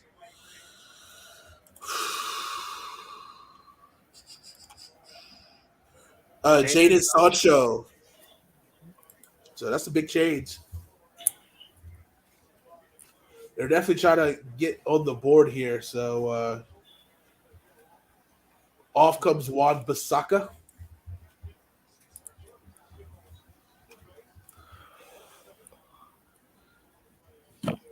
So do you just think, obviously last year, Man United started off the season very slow. And I mean, there was a relegation talk, and everyone's they were the butt of a lot of jokes. And obviously United already got the first 3 points already this year. Obviously they was dealing with Cristiano Ronaldo stuff as well, him not playing and all that. Do you think this team has the talent to be top 4 this year? The talent to be a top 4? No. Yeah, they got it. It's there. Now, they have to decide to put it together because you got leaders at the back. Like, their defense, as we have seen the past year, was not the problem. Right. They could not score goals. Somehow they got into, I want to say they finished with like a 12-goal differential, which is crazy for the position that they were in. Because you had teams below them that were like in the 20s. So it was just like Man United was not scoring for anything. Every shot that they put up would be a post or be over the goal. Fernandez he has been one of the most highly consistent players since his move. Right. And he does not get talked about for how much he does at Manchester, at least outside of the Manchester faithful. But he does a lot for them, and he keeps them running like a good machine. Now, Varane and Casemiro were good pickups for them. Casimir, I think he was a catalyst that kind of really drove them last year, and I think he is definitely a core piece for them, but he hasn't factored too much into today's game.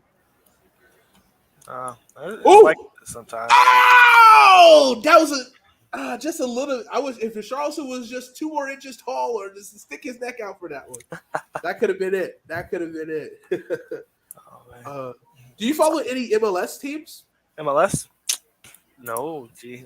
When it comes to watching football, it's Arsenal, and then outside of that, it's just a big name might pop up here or there. But I'm really like just honed in on this one team. In the MLS that I've seen, that it looks like a shift is occurring. Really? There was with what was it? Cincinnati was at the top, if I'm not Yeah. mistaken. This year, Cincinnati was up top. Last year, it was Philadelphia Union and LAFC, and they're still like the top teams in the MLS because they actually spend. Well, Toronto spends the most. Yeah. Toronto spends a lot.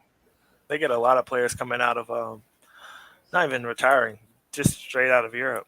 Yeah, They have a lot of players coming into there. and I think Red Bulls or NCFC, because I think their owner is, I want to say, also owns Liverpool. Oh yeah, Red Bulls is such a their soccer is so weird when you really like put it on a map and draw it out and follow it. Yeah, But yeah, they're a pretty good team. I haven't, like I said, I haven't followed much of it. I know when Messi came over, I just made a huge sign. I was like, all right, whatever. Just kept it pushing with my life. Because one, it's not he's too young. He's done everything he wanted to do. Now he's experiencing soccer in the United States. But then looking at the draw for the League Cup that they had, it was a weird draw. And you saw the Liga MX teams, the best ones, all piled onto one side, which I was like, how do you do that?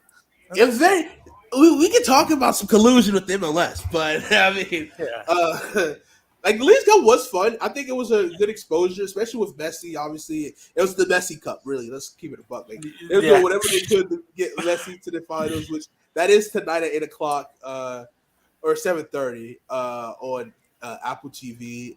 Messi takes on Nashville, which is now is an all MLS League Cup final, which is interesting. But Cincinnati was giving work to Club America and Chavez. Like they had, I mean, they're a good team. I think Brandon Vasquez, who's a U.S. men's national team player, he's been very good for them, scoring multiple goals for them, and also like he's getting looked at by like European teams, and so you have a really good talent there. They're a fun team to watch. Unfortunately, I decided to be a Charlotte FC fan because it's right there, and I was becoming part of the inaugural team. This team freaking stinks, but they made it to the Elite Eight because like this team has so much talent that Patrick Argimon, who is 6'4" forward for us, we drafted this past year, who just can't stop scoring goals in MLS Next Pro, and then when he finally does get opportunities to play, he takes advantage of it. So they're just like, okay, you got a guy who score and who keeps scoring for us when he gets the opportunity. Why not give him more opportunities to score? But we just don't do that until it's too late. And he has scored for us in the League Cup to really kind of build confidence and then to try to figure some stuff out to get a little playoff spot. But I just don't have a lot of hope for the manager and what he's trying to do because there is a lot of talent. Our MLS Next Pro team is like top in the league, and we have a lot of good talent coming up through our farm system. But so how does that work? MLS Next Pro. So it's kind of like your academy. Your MLS Next Pro is like your top academy, like your 21 and unders. But it's kind of more like a AAA in a way, as well. So it's like a second division. I would say it's more a second division. I think it's MLS 2 in a way. I think it's the second division, and then they got Academy bridge off from there. But yeah, it's just kind of a place to get kids more opportunities to play. and we have some really good talent, but obviously if they're not jiving with the manager, also they get pushed down to the MLS Next Pro, and then that just gives us like a sick team, but guys who actually can just have a manager who just lets them be themselves. Like we have this Vinicius Bello, who's a dog, only 20 years old, really good. Really good technical abilities. Almost Erickson almost gave up an own goal there just now. And it's a shame. And I don't know. We find ways to win. Like Christian Kalita has been a great goalkeeper for us. He's been great in PKs when we go to him. He's the reason why we've made it this far. But we just can't keep relying on our goalkeeper to save everything for us. You know, we need to be able to score goals. So our forward Campetti, we get signed from Racing. We want to be able to get him back healthy for us to go on a second half run once the League Cup is over. So, that'll be interesting. Yeah. How do you feel? Have you done much diving into the U.S. system and how it's set up compared to other nations for football? A little bit. Like I know it was the story with hold on real quick. Okay, I did have to mention that the Spurs did make a change. Davies on for Udogi at left wing back, and Richarlison coming off for Perisic. But Perisic goes outside, and Sonny goes to center forward, which was something we talked about earlier, which I think that's what they needed to do. So they did it for the second half. Richarlison didn't look very happy, obviously, come off, but obviously couldn't make much happen. So kind of, I love the fact that Ange is not afraid to make these changes, and especially was necessary because Perisic has been doing really good on the wing. I want to see Manor Sullivan. I need to see him play. But if he thinks Perisic is better quality right now, fine. But I want to see Manor Sullivan. We picked up from Fulham. Shakhtar, actually, because he was on loan to Fulham last season. We signed him. I want to see him play because I think he can do some great things in the wing for us. But back to the U.S. Leagues. Yeah, like I know the USL is trying to get together the promotion relegation system. I didn't know that it was a lot of the USL teams. Like I don't know how deep that goes. But like I think it needs to happen. But the biggest thing that needs to happen for US or for the MLS specifically is for them to get rid of Sarr coming off and Højbjerg coming on for the Spurs. Interesting change, trying to get more defensively in the midfield, I guess. But I just think that they need to get rid of the salary cap. They're really hindering themselves from getting good talent. Like, cause I think they have to pay like the transfer fees out of like the salary cap. Okay. Like that's stupid. You know what I mean? Like they are getting guys for like you get 4 international spots, so you can pay them whatever that doesn't count against the salary cap. But then everyone else is getting pennies. Like guys are making like $50,000-$60,000 a year, which is great for like an ordinary person. But you're supposed to be an athlete, and like you're not making anything, right? And that's why I was like, I would want to get the hell out too. Like I would want to give me to any of your team. I'm making way more already as it is, and so it's like you're not rewarding players for being there. You're not making it like, enticing to go there. Obviously, if you're a DP, a designated player, then it's great. But if you're not, then it's just like you kind of mess up the overall talent, the median talent of the league, and I think that's what needs to change. But I think promotion relegation will also make teams more competitive. But it's hard to be competitive if you're going to get handicapped by your old league's rules. So you gotta make a lot of overhaul changes if you really just want to make this league, the best it possibly could be.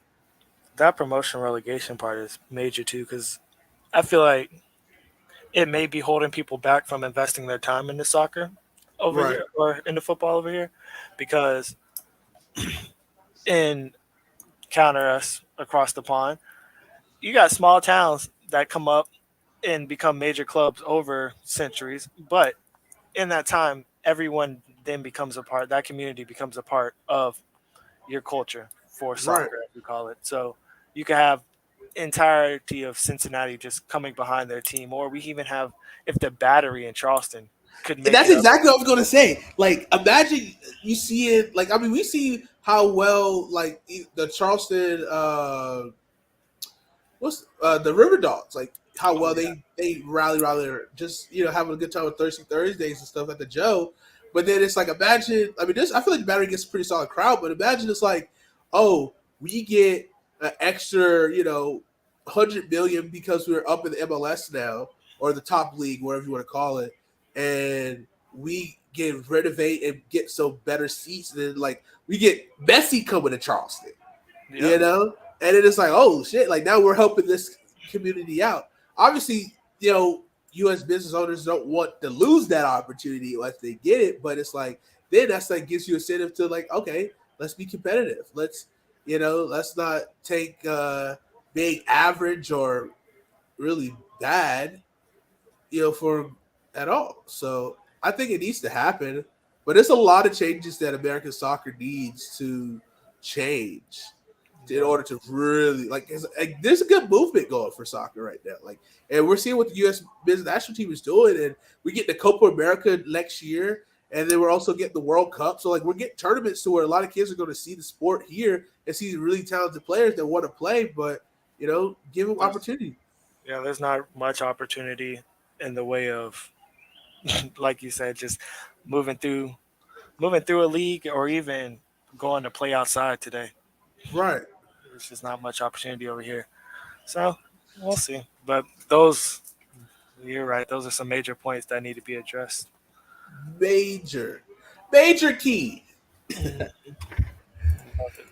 10 minutes remain. Tottenham still up 1-0 in this game. Holding out right now, which is good. Yeah, it's good. But see, I hate this. This tears me up as a fan. Score the second goal. This is the same thing with Charlotte FC that gets me. You get out to that lead, get that 1-0. Charlotte, their defense is not good enough to sit back and just let teams attack. We're not that good. So we need to score that second goal. You know what I mean? The butthole right now is real tight. It's tight. He's holding off for the next 10 minutes. I want to see us score that second goal or at least maintain possession high up with the pitch and dominate. We haven't really dominated possession this game.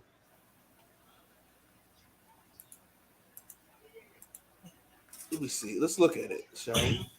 For your possession stats right now, they got y'all. You have dominated 57%.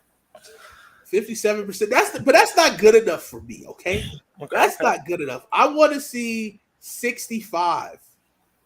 I want to see 60s. But we're winning possession, but dominating possession for me is over 60%. Let's get in there. Got y'all holding out. I mean, y'all might It end up is. at the 57. Hopefully, y'all don't let United get on the attack. Yeah. Which, so that's a good one. So it's nerve wracking. And then But watching that 2-1 or that 2-0 is a dangerous lead to have. When you it get is dangerous, but it depends on how much time you have that lead. If you had that 2-0 lead with still like 30 minutes left in the game, oh yeah, I'm still nervous because the one goal changes the whole game real fast, right? But if you get that 2-0 with like 5 minutes left to play, oh yeah, baby, oh yeah, we cooking, we having a good old time. on that.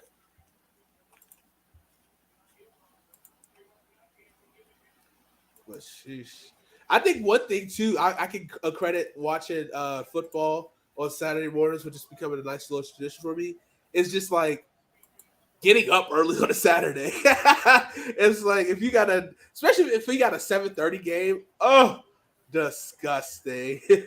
Oh yeah, I'm But not I'm gonna lie to finding you. my way getting up. I love Arsenal, but they played last week at I feel like it was 5 in the morning. I don't know what time it was, and I was like, I woke up. Let's Speak of go! it, and it happens. There we go. It happened, baby! Davies comes on with a roller right past Usama. Oh, Nana. Thank you. Onana, what's What's your my name? name? Yep. That he just looked. Hey, wait, I ain't gonna lie. One of my biggest pet peeve. It's like I get that you probably didn't see it, but then it's just seeing the goalkeeper like that. That shit pisses me off so much. But it was not for us. A beautiful nutmeg by Perisic. Matt Davies. Oh, did Anthony? I think Anthony deflected it. This might be an own goal. He did. Sanchez. I think that was Sanchez. Number 6. That is. Are they gonna rule that an own goal? If it was on target, nah. They'll keep it.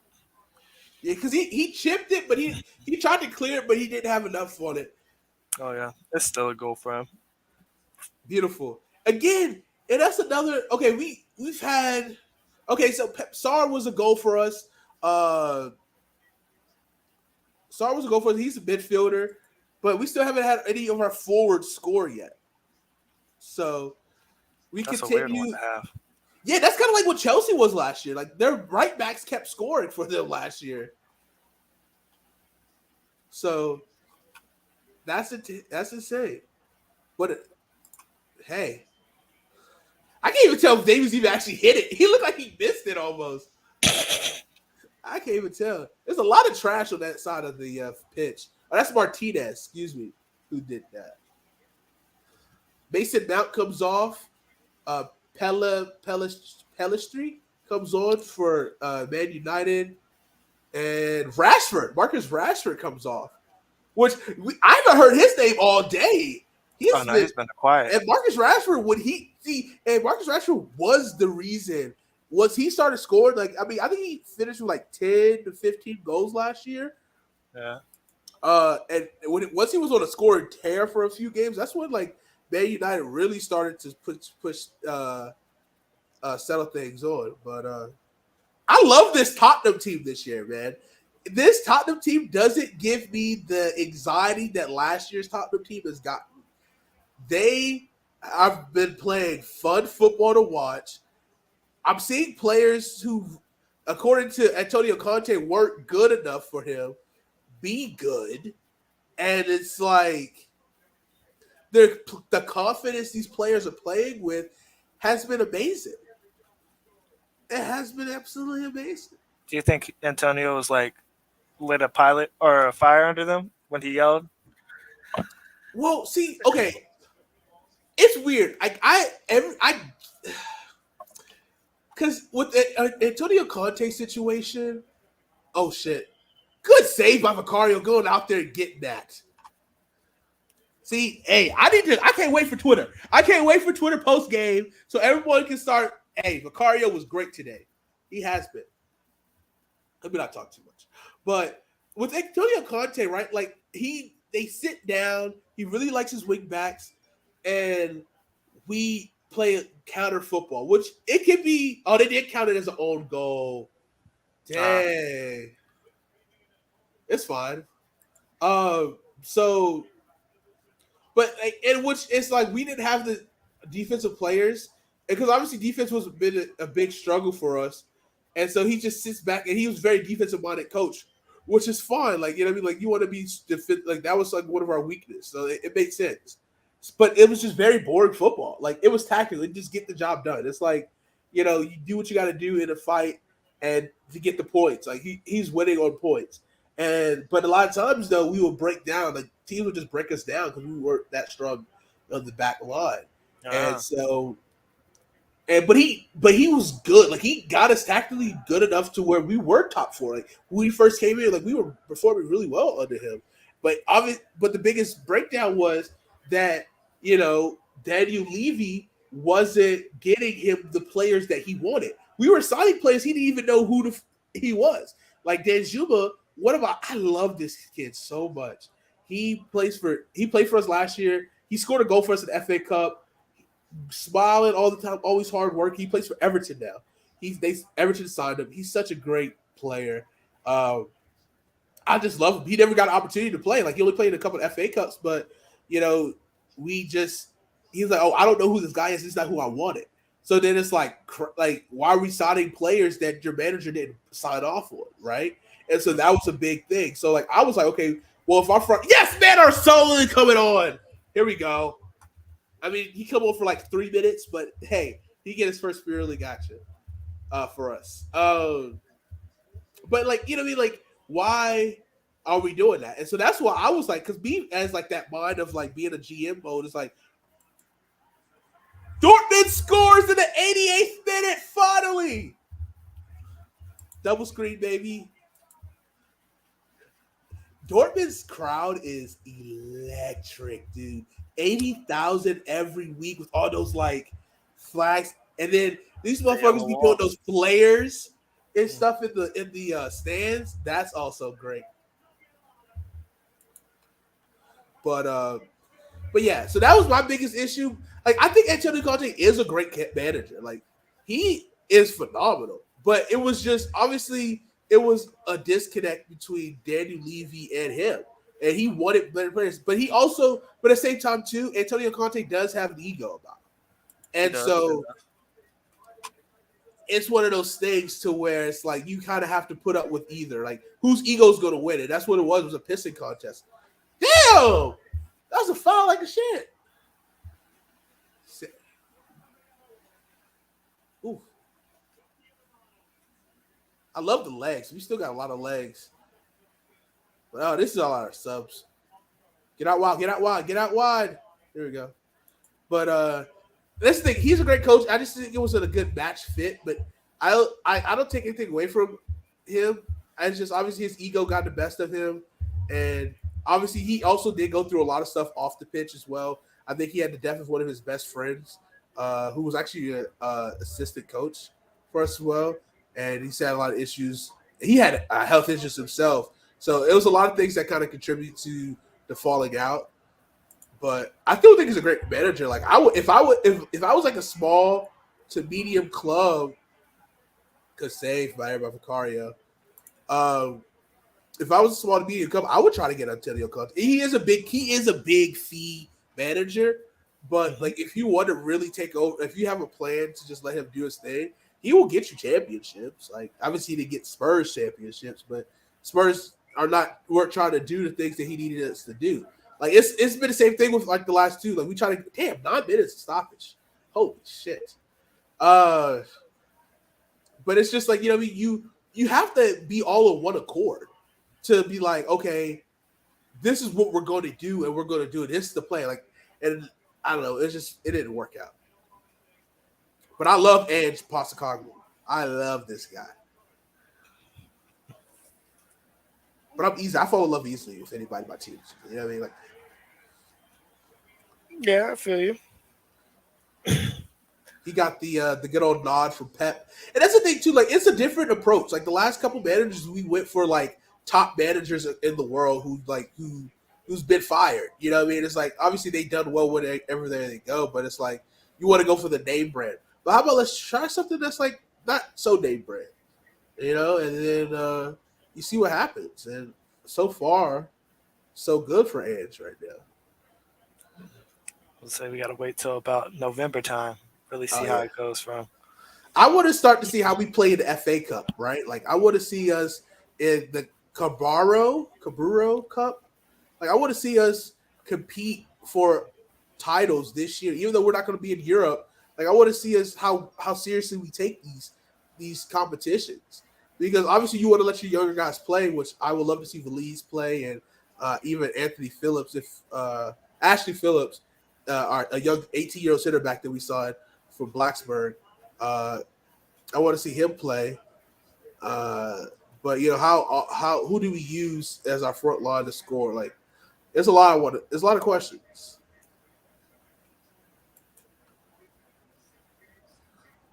But I do like the tournament aspect though, like adding tournaments in throughout your week. I do love that.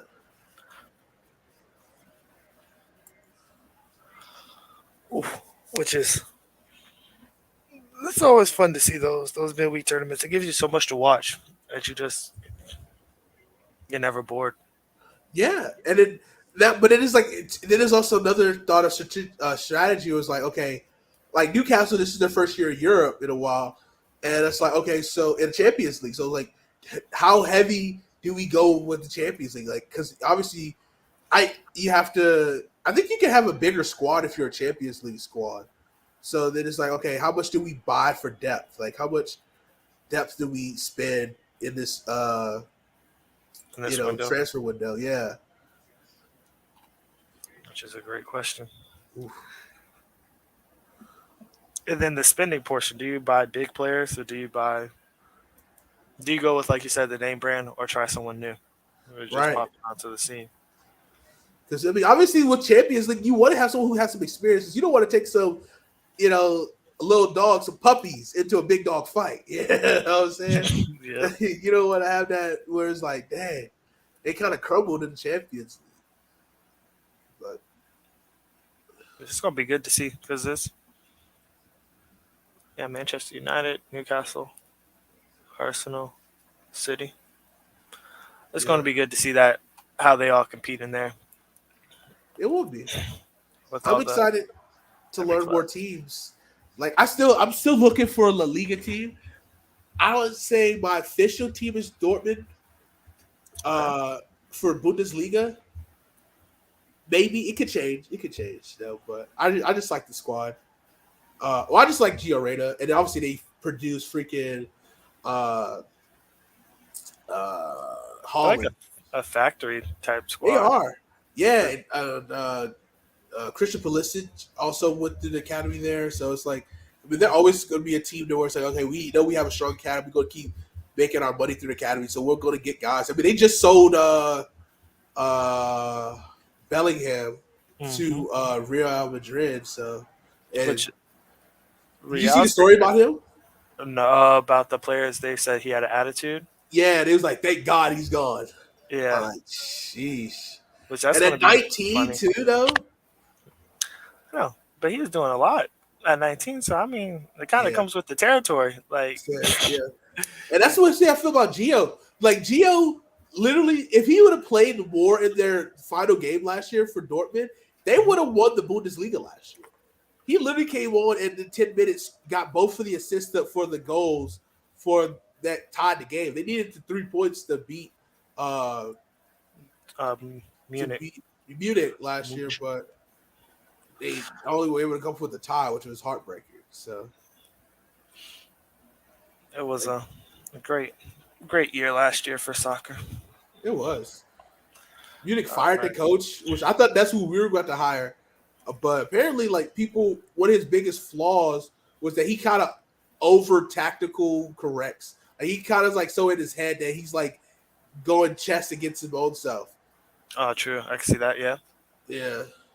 Now they got Thomas Tuchel, who had the famous incident with Antonio Conte this time last year against Chelsea in the North London derby. That was great. And now it's like a year later, both of them are not there. They're Right. both not in the Premier League. I thought that signing or that management, I was like, that's kind of a weird one because he's managed a lot of big teams. He's one of your brand name people. Right. He was at PSG and he had Mbappe and Neymar, and I don't think Messi was there at the time, but he didn't make it past the quarters in the Champions League, and they had a bunch of stiff competition in the Liga or League One, and then he went to Chelsea, did the Right. same thing. Didn't he got I think one result of a Who Champions League? was who was the Champions League manager for Chelsea in 2019? It might have been Tuchel, but I think he came in on the back end, if I'm not mistaken. He Okay. wasn't. He didn't start out for them. Hell of a save from Macario just now. This motherfucker looks like a goddamn octopus we out there. He goes just like kind of like with the crazy arms coming out. I'm loving it. Me All too. the- And I love that he wears 13 instead of the 1. Oh no, you what? But he does his whole body out there too. I mean, I think he's like 6'4", but dude does not fear falling down. You gotta have that in the keeper. A Yeah. little. How do you feel about having a keeper that's 6'1"? Like, what's your height requirements for a keeper? I don't think there really is one. They just got to be if they're gonna be 6'1", they got to jump out the gym. Yeah, Like they got to be super athletic, and their reaction time has to be great. now Because for like I yeah, continue. with tall keepers, they get away with not having the best reactions. A lot of them are now learning to more so to save with their feet too. Yeah, So I mean, there's a bit of reaction in that, but like if I got the wingspan of 6'7" right there, and I'm already taking up half the frame just by standing up straight and having my arms out, like I don't got to do too much. for sure. You got to put that ball perfectly in the corner, and then when I take my, if we're in the run of play and I'm about to line off the goal, I look even bigger. Like you got to do a lot more to get past me. Whether and if I'm 6'1", it's just like nah, you could put it close to the corner. Right. But if that person don't got the reactions and can't jump, then it's going in. You don't even got to worry. That's kind of how I feel about George Marks, the backup keeper for Charlotte. He's really, I mean, he's really good. Like he went to Clemson, won a national championship there. He has great reactions, but I do fear his height because like he kind of like he could kind of like especially with free kicks, right? Like you have to really kind of get that lane to see. You know, a lot of times I'll do just like, all right, I see what I'm doing. You know what I mean? Versus like, ooh, move. Like I need this lane to see. And so that kind of frightens me a little bit, but it's all good though. But it's really good. I think you do have to overcompensate. Yeah. Which, I mean, there's been a lot of great keepers. Keylor Navas is one of them, who was a shorter keeper, but he won 5 Champions Leagues, if I'm not mistaken. Oh wow. Yeah, he was on that Real Madrid team that went back to back, did the See, triple. so Real and Barcelona, that's La Liga or that's League One? That's the Liga. Okay. You I got a lot. still I'm starting to dip my toe into that league. I don't know who I want to choose because I try not to choose a big club. I try not to. Obviously, I mean Spurs is a big club, but a little bit outside. They were like top 6 finish the year I decided after I decided to choose them. But I don't know. I don't know who I would. I just don't know enough. Like obviously, you know, it'll be easier to because you find out players. You gotta get really into the weeds. But I really fall in love with like play style, and I watched Leon of Liga MX play against LAFC in the CONCACAF Champions final, and they Yeah. won. The way they were playing up and down was like, oh my god, who is this team? And they had the green kids, which I love.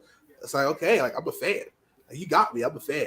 And so I gotta watch some of the Liga and find out like who's that team. So It's going to be a good one. I mean, you got a bunch of teams that have been there that stay consistent in there about the two majors are like you said, Barcelona and Real, and then you got Atletico with them as well, right. who come up. But that one's I pay attention to it.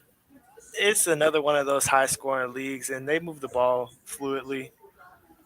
It's just like, oh, Who you think fun to is a watch. better league between these three? La Liga, League One, or Bundesliga? The Bundesliga, I would Okay. take them. I mean, League One, you do have League One and the Liga fall into for me the spot, which they all do. You have two teams that consistently win. Right Right. It's now, top heavy.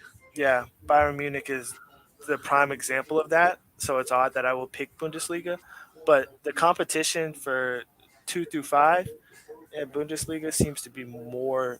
It's more there than For everyone sure. else. I see that.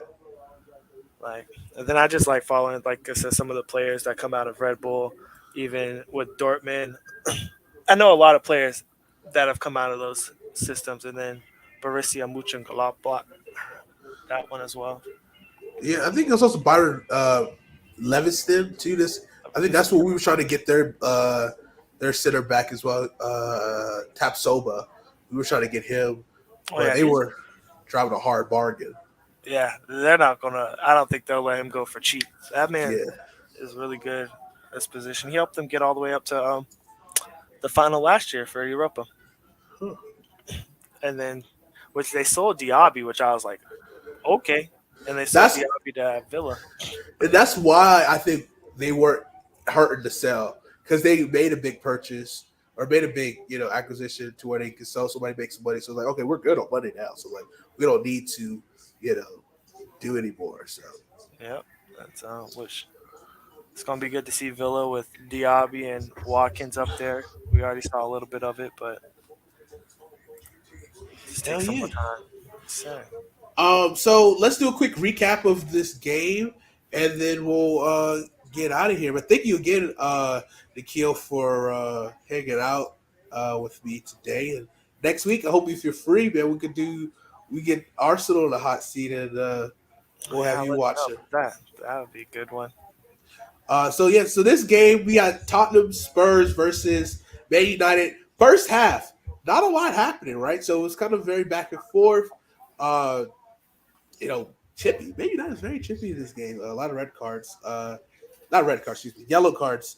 A lot of fouls, but Man United dominated possession here, and it was kind of odd because obviously we saw with Spurs, that's their goal is to dominate possession and keep it on their half, but United was able to keep stretching Spurs and having them out and run. It had some chances, but wasn't able to make anything of it. What did you think about the first half, Keel? The first half was decent. There was just a bunch of feeling each other out, and then you had those 3 red cards that came up, or not 3 reds, sorry, 3 yellow cards that came up. Whoa, 3 reds would have changed the entire Oh, dynamic. that would have been complete. Yeah, But yeah, those 3 yellow cards came up, and then Spurs started to get on that attack late into the game, which was pretty good going into halftime. And then coming out of halftime, you saw what happened from it. yeah. And then coming out of halftime, like I said, earlier on, like I think the Spurs is a team that we're going to see. They constantly get better in the second half. Like if they don't concede early or they don't go from behind or keep going, like I think they're a team that can wear down their opposition and they have the wind, the stamina to keep going, and they break down their opponent. And we saw that with Pepe Massar getting the cross from Kulusevski and hitting it in with his left foot, top left bend, goal. And that was his first goal for Tottenham Spurs. That was a big, and you saw that really kind of be the momentum swing for them. And again, United was almost close to a minute later. Peter the Postman was working today. A lot of hits directly off of the post today. And we saw that with Pepe in the first half and missing. And then Piero with a beautiful hit that hit directly on the post. I thought that was safe, but it wasn't. And And then that miss by Richarlison, which just highlighted the first half right there. It was just a bunch of missed shots or missed opportunities when they came up. right. And it's Richarlison getting subbed off for Perisic. And, Richarlison obviously a competitor, didn't want to get off, but I mean, we just got to see the performance from him. We need a team. I think we play Burnley next week, if I'm not mistaken. Let me check real quick. But yeah. No, we play Bournemouth next week. Oh, 7:30 a.m. But like next 2 games are again. I don't want to disrespect them, but it's like a little bit of a lesser. Actually, next 3 weeks. I mean, we got Bournemouth, Burnley, and Sheffield, and then we got Arsenal Spurs September 24th. So we'll definitely be here for that. That's a Sunday. But I mean, these are 3 games I feel like could be both motivational and like get that confidence boosters for Richarlison because we need him to score in these next 3 matches at least once to twice. Like we need to see that because I think that will help him get confidence going into Arsenal. Like he needs to get his confidence back before we play Arsenal. If not, we're gonna have to figure something out. If not, if we already signed another striker or whoever. I know we're focusing on the outgoings, trying to get a few guys out the door because we got a bloated rosters just so we can before we can bring people in. But I think we have the money. We have the money to bring people in while trying to sell people. But anyways, back and forth they go. United kind of got desperate, got chippy, some more yellow cards in the second half. With the switch that the changes that Spurs made in the second half, I think really kind of sparked. Got some good fresh legs. I'm impressed with what uh, Ange is doing. He's not afraid to take people off. And we were talking about it as well, like putting Son essentially as a striker. I think that really it looked really good for Sonny. I think he saw him get more involved. Will we see that from the start more? Who knows? Like I would like to see it, but where does that fit in for Richarlison? And I think if Richarlison comes in, subs in, and maybe with his fresh legs and his intensity, maybe that could be a spark in the second half that we might need. I don't know, but it is opportunities we have to figure out what he does. But we did put that second goal in with the own goal. It really was Ben Davies, but he kind of really did hit it. But but and we'll take the second goal, and we had that running, and Man United just couldn't answer back. What did you say think about the second half? The second half was good. I liked it. We and you were talking about the first goal, and I was like, "Man, United will score," and immediately ate my words after that. I'll put in that goal. I was like, "Oh, well, there goes that game." And then, like you were saying, again, 2-0. You wanted it, and you got it. I did. And that's why I'm so happy. I'm a happy boy. So I was like, okay, this man might be a fortune teller or something. But maybe. It was. I continue. Oh, it was a good one. Like the second half was started to pick up, and actually, we just had a lot of attacking coming from Tottenham. The second, that was worth it. Yeah, you saw them finally get their legs, and it was great. And it's what I like to see. And I was happy with the second half performance. Vicario gets his first clean sheet in the second Premier League start. Love to see that. He had a lot of great saves today. I mean, both goalkeepers did pretty well. I mean, they both were. Onana was he was really good in the first half. Obviously, kind of broke down a little bit in the second half, but he had a pretty solid day himself. But Vicario, I think. I want to say Vicario should get the man of the match. I think he should get man of the match. Him or Pepe, it go back and forth, but I might give the man of the match to Vicario. All right, I can see that. He did. He had that good save against. I think it was Garincha, right after, like you were saying, right after y'all put in the first one, and they came right back down. And he was between that, Bruno Fernandes putting in shots on him, saving a lot out there. And then can't forget about the post. Right, Peter the Postman. He might be the real man of the match, to be honest. The honorable mention for sure. He kept us from having a 5-4 game today. Yeah, which would have been kind of more fun. It would have been heartbreaking, but I like the 2-0. That's a 2-0 clean sheet. That's a dominant team, and that's what I want to see. Yes, sir. Right now, put y'all in 4th place overall. Hey, I want to stay there. At least I want to say this is our floor. No lower. We only go higher. And the way we are playing, and think about this is week 2, right? Like, I feel like we still have a lot of growth. I think we still need to figure out our attack. Like, we haven't even seen the most out of our forwards yet. And I think if we bring one in this cycle or this window or January window, like, I think there's only growth from our team now. And I'm not saying we're going to win the league, but I don't know. I just think we can get back into Europe. I think that's really what I want to see us. I just want to see us be able to get back into Europe and get an opportunity to compete for more titles. And I think we could do it under Ange. I think Ange has the formula. He has the vision. And I think as long as we continue to bring in the right players, cycle in, keep our backline strong, I'm really excited.